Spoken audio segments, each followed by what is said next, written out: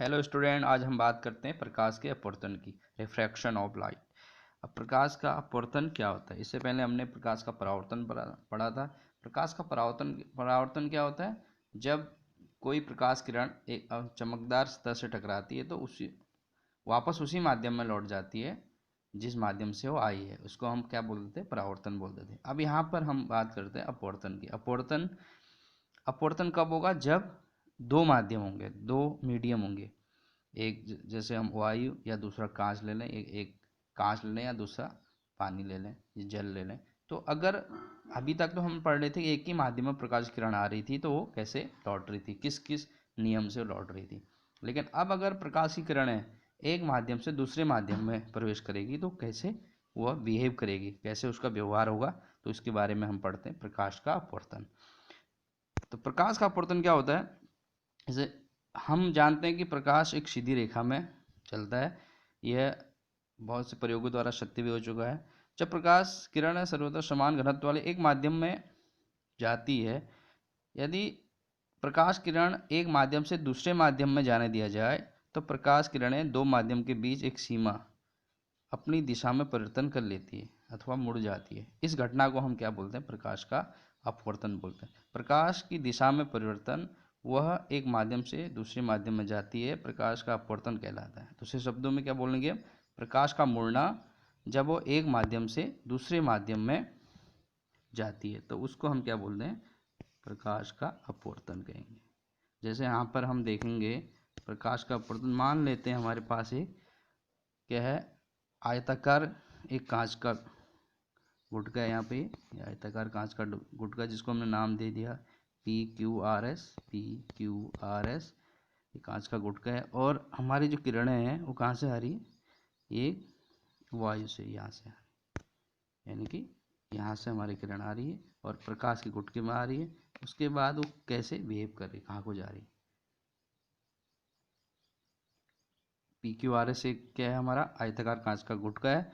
हमारे पास दो भिन्न माध्यम है, एक तो वायु है, एयर है, दूसरा कांच है, गिलास है। यहाँ पर जो आपने देखा होगा, इसको हम एयर मान लेते हैं। ये है हमारा एयर और ये हमारा क्या? कांच का गुटका। कांच हो गया, कांच का गुटका है, पारदर्शी है, जिसे हम आर पार देख सकते हैं। ठीक है। जब वायु क्या कर रही है? इस कांच के गुटके में वायु से जब प्रकाश की किरणें इस कांच के गुटके में प्रवेश करती है इसमें, तब क्या होता है? अब अगर हम इसको अविलंब मान ला ये आपतित किरण है हमारी और यहाँ से हम नॉर्मल हमने इसको ड्रॉ किया, नॉर्मल हमने ड्रॉ किया, ये किरण आई तो क्या होगा? ये किरण से थोड़ी हल्के से इधर को मुड़ गई। इस घटना को हम क्या बोल रहे हैं? परावर्तन। अब कितना मुड़े, किस एंगल में मुड़ेगी, ये इसके नियम से हम जानेंगे। तो प्रकाश के अगर अपवर्तन की बात करें तो क्या करेंगे? जब कोई प्रकाश किरण एक माध्यम से दूसरे माध्यम में जाती है तो प्रकाश किरण अपने माध्यम से विचलित हो जाती है, अपने मार्ग से विचलित हो जाती है। प्रकाश का अपने मार्ग से विचलित होना या इस प्रकार की घटना को हम क्या बोलते हैं? प्रकाश का अपवर्तन कहते हैं। इसके बारे में मैं आपको डेफिनेशन इसके बाद वाले अभी आपको दिखाऊंगा। इसके बाद पहले हम इतना जान लेते हैं कि प्रकाश का अपवर्तन क्या होता है। प्रकाश का अपवर्तन के लिए दो माध्यम हमारे पास जरूरी होना चाहिए। अगर प्रकाश किरण एक माध्यम से दूसरे माध्यम में जाती है तो प्रकाश किरण अपने मार्ग से, अब सीधे जाना था क्योंकि हमने क्या कहा था कि प्रकाश जो है सीधे जाता है। अगर वो यहाँ पर हमने कांच, ये आयताकार कांच का गुटका लिया, ऐसे जा रहे तो ऐसे निकल जाना चाहिए था, लेकिन वो क्या होती, हल्का सा मुड़ गई इधर, यहाँ पर हल्का सा मुड़ गई। तो इस प्रकार की घटना को हम क्या बोलते हैं? प्रकाश का अपवर्तन। अपवर्तन का मतलब हल्का सा मुड़ जाना, रिफ्रैक्शन, यानी कि उसमें टेढ़ा मेढ़ा विचलित हो जाना अपने मार्ग से। इसको हम क्या बोलते हैं? प्रकाश का अपवर्तन कहते हैं। अब इसके हमारे पास क्या है, तो इसका कारण क्या है इसके जानते हैं। ये किस कारण से होता है? प्रकाश का कॉजेज ऑफ रिफ्रैक्शन, कि किस कारण से हमारा रिफ्रैक्शन होता है प्रकाश का। प्रकाश की चाल विभिन्न माध्यमों में भिन्न भिन्न होती है। जैसे वायु में प्रकाश की चाल औसतन हमारी क्या होती है? 3 × 10⁸ मीटर पर सेकेंड, ये होती प्रकाश की चाल। ठीक हो गया। तथा जब कांच में होती है तो इसकी चाल बदल जाती है, 2 × 10⁸ मीटर पर सेकेंड। यहाँ से 3 से 2 में आ जाते हैं। तो थोड़ा अंतर हो जाता है। तो इससे क्या होता है, इसकी गति, वायु, प्रकाश की गति वायु में ज़्यादा होती है जबकि कांच में कम होती है। तो इससे हम क्या समझते हैं कि वायु में जब प्रकाश तेजी से जाएगा और कांच में थोड़ा धीमा जाएगा, तो थोड़ा उसकी जो गति होगी वो जाने की गति होगी धीमी हो जाती है। तो प्रकाश का अपवर्तन एक माध्यम से दूसरे जाने पर प्रकाश की गति के परिवर्तन के कारण होता है, क्योंकि गति परिवर्तन हो रहा है इसलिए अपवर्तन हो रहा है। यानी कि अगर एक स्पीड से अगर फेंके किसी में और दूसरी उसी स्पीड से हम दूसरे उसमें फेंके, अगर वो स्पीड में थोड़ा सा डिस्टर्बेंस है, कम ज़्यादा है, तो क्या होगा, उसका गति के कारण उसमें उस अपने मार्ग से वो हल्का सा विचलित हो जाएगा, जिसके कारण से उस स्पीड से नहीं जा पाएगा। तो क्यों है अपवर्तन? अपवर्तन इसलिए है कि अगर एक माध्यम दूसरे माध्यम में जाती है तो प्रकाश की गति में परिवर्तन हो रहा है, यानी कि उसकी जो मूवमेंट है, उसकी जो चाल है, मोशन है, या उसकी स्पीड में अंतर के कारण जो है क्या होता है, अपवर्तन हो रहा है। ठीक हो गया। तो इसका जो कारण है क्या है, प्रकाश के गति में हुए परिवर्तन। कभी कभी पूछ लिया जाता है कि अपवर्तन का क्या कारण है, तो अपवर्तन का कारण क्या है, प्रकाश में के गति में हुए परिवर्तन जब एक माध्यम से दूसरे माध्यम में हो जाता है। अब हम बात कर रहे थे यहाँ पर एक सघन और विरल माध्यम की। हमने बोला कि एक माध्यम को क्या बोलेंगे हम, जब दो माध्यम है तो कुछ नाम देना पड़ेगा। तो एक माध्यम को हम बोलते हैं सघन माध्यम, विरल माध्यम, और एक माध्यम को बोलते हैं सरल सघन माध्यम। तो क्या होता है, माध्यम जिसमें प्रकाश की गति अधिक होती है उसको हम बोलते हैं विरल माध्यम, यानी कि जिसमें प्रकाश की सबसे ज़्यादा गति होती है उसको हम बोलते हैं क्या, विरल माध्यम। तो इसको बोलेंगे हम विरल माध्यम, जिसमें जब प्रकाश की गति बहुत ज़्यादा होती है। और जिसमें प्रकाश की गति थोड़ा कम होती है उसको हम बोलते हैं सघन माध्यम, या कम सघन भी बोल सकते, सघन माध्यम, जिसमें प्रकाश की गति कम होती है। तो दो प्रकार के हमारे क्या है, मीडियम है, एक को बोलते हैं विरल, एक को बोलते हैं सघन। तो वायु को यहाँ पर विरल बोलेंगे और कांच को हम सघन बोलेंगे, क्योंकि कांच में गति थोड़ा कम है प्रकाश की। तो जहाँ पर प्रकाश की गति कम होगी तो वहाँ पर सघन माध्यम होगा, और जहाँ पर प्रकाश की गति ज़्यादा होगी उसको हम विरल माध्यम कहेंगे। ठीक है। अब यहाँ पर दो चीज़ें हैं, अगर प्रकाश की किरण जब विरल माध्यम से सघन माध्यम में जाती है, तो प्रकाश की किरण अगर विरल माध्यम से सघन माध्यम में जाती है तो वो क्या हो जाती है, अभिलंब की ओर झुकती या मुड़ती है, अभिलंब की ओर झुक जाती है। इसके लिए मैं दिखाऊंगा आपको, जब प्रकाश की किरण क्या होती है, विरल माध्यम से सघन माध्यम की ओर जाती है, तो क्या होती है, आप वो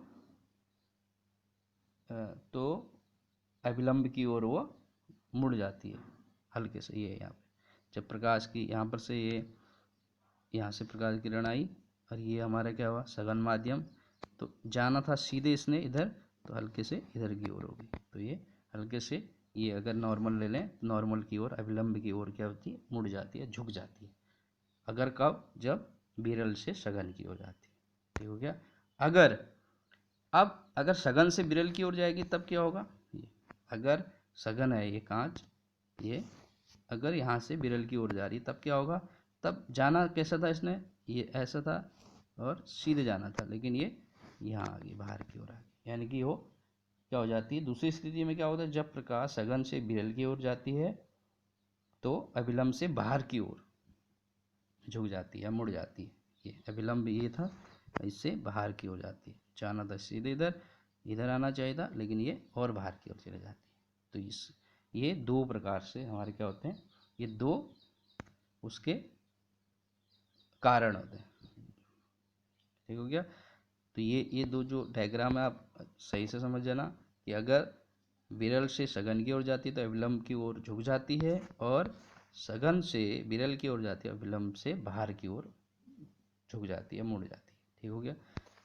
अगर अब इसकी बात करें हम, किसकी, प्रकाश के अपवर्तन की जो डेफिनेशन की बात करें तो क्या है, प्रकाश का अपवर्तन किसे कहेंगे, जब कोई प्रकाश किरण एक माध्यम से दूसरे माध्यम में जाती है तो प्रकाश किरण अपने मार्ग से विचलित हो जाती है। प्रकाश का अपने मार्ग से विचलन होने की घटना प्रकाश का अपवर्तन कहलाती है। ठीक हो गया। तो ये है इसकी डेफिनेशन, प्रकाश का अपवर्तन कहलाता है।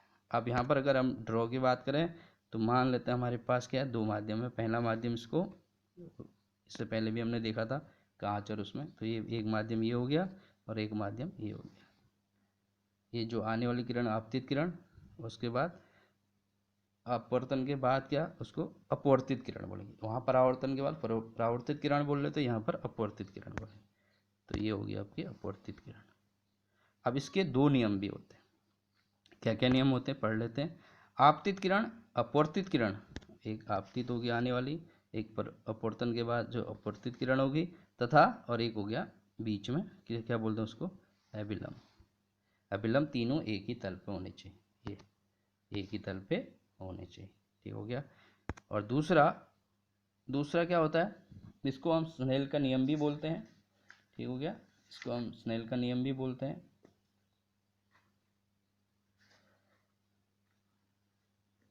दूसरा नियम है आपतन कोण की ज्या, यानी कि जो आपतन तल और आपतित किरण के बीच में बन रहा है वो कोण, जिसको हमने आई से नाम से दे दिया। और परावर्तन कोण की ज्या, यानी कि नॉर्मल और किसके बीच में, अपवर्तित किरण के बीच में जो बन रहा है, इसको हमने आर दे दिया। कि ज्या का अनुपात एक नियतांक होता है। इसको हम लिखते हैं कैसे, इसको हम लिखते हैं sine i upon sine r equal to एक कांस्टेंट। इस कांस्टेंट के बारे में बाद में बात करेंगे कि इसको क्या बोलते हैं। तो ये एक नियतांक होता है। तो आज हमने पढ़ा था प्रकाश का अपवर्तन। इसके लिए प्रकाश का अपवर्तन क्या होता है ना, और उसका कारण क्या है, और सघन माध्यम क्या है, विरल माध्यम क्या है, और जब सघन से विरल की ओर जाती है, विरल से सघन की ओर जाती है, तो उसका प्रकाश की किरण कैसे बिहेव करती है, ये हमने देखा, और इसकी डेफिनेशन इसको करेंगे। इसके बाद हम अगले वीडियो में आपको बताऊंगा कि ये जो sine i upon sine r equal to, इसको क्या बोलते हैं, इस कांस्टेंट को हम क्या बोलेंगे, और इसके बारे में डिस्कस करेंगे। तब तक के लिए धन्यवाद।